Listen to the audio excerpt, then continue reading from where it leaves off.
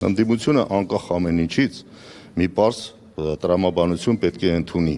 Այսօր ոչ ոք չի կարող առանձնաբար հաջողել այս ընտրություններում, 50%-ից ավել ոչ ոք չունի, բայց միասնական ընդդիմությունը կարող է այո ունենալ ավելին, քան այսօրվա գործող իշխանությունն է։ Եվ սա նշանակում է, որ պետք է առաջի հերթին հասնել մասնակցության տոկոսի բարձր մակարդակի։ Դա է տեղի ունենում բոլոր տեղերում, տեսնում եք, որտեղ որ իշխանությունը պարտվում է, երբ որ մասնակցությունը բարձր տոկոս է գրանցել, Հունգարիայի օրինակը ձեզ օրինակ։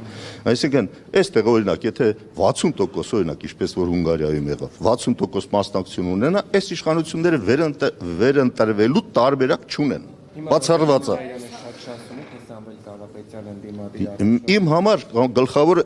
մեծ շանս ընդդիմության ունենալու մասին է խոսքը։ Ընդդիմությունը պետք է աշխատի ընդհանուր ընդդիմության ձայները մեծացնելու ուղղությամբ։ Այդտեղ արանքում ով կոնկրետ ինչ տոկոս կունենա, ինձ այդքան հետաքրքիր չի։ Կարևորը որ բոլորը միասին ունենան ավելի շատ մանդատ, քան այսօրվա գործող իշխանությունն է, եւ դա հնարավոր է անել ջանքերը համադրելով։ Երկրորդ խնդիրը որ գոյություն ունի,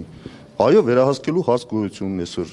ընտրական գործընթացներն ամբողջությամբ վերահսկելու խնդիր գոյություն ունի։ 2000-ից ավել տեղամաս կա, այդ տեղամասերում պետք է ամբողջական վերահսկողություն իրականացվի։ Եվ ոչ մի քաղաքական ուժ ամբողջական այդ բանը ծածկելու այսօր ընդդիմությունը հնարավորություն ունի ամեն տեղամասում 4 հոգի ունենալ։ Մենակ դա նշանակում է 8000 մարդ։ Մենակ դրա կողքին, եթե գումարենք նաև անհրաժեշտ քանակ, որ պետք է աշխատեն որպես շտաբային կարգավիճակում, 15-20 հազար մարդ անհրաժեշտ, որպեսզի մոբիլիզացվի, որ այս ընտրությունները վերահսկվեն։ Իսկ դա անհրաժեշտ է վերահսկել, որտեղ այս իշխանությունները իրանց իշխանությունը պահելու համար ամեն ինչի գնալու են։ Իրանք կեղծիքներ էլ կանեն, ամեն ինչ էլ կանեն, ես չեմ կասկածում, որովհետև իրանց համար կյանքի մահու հարց է։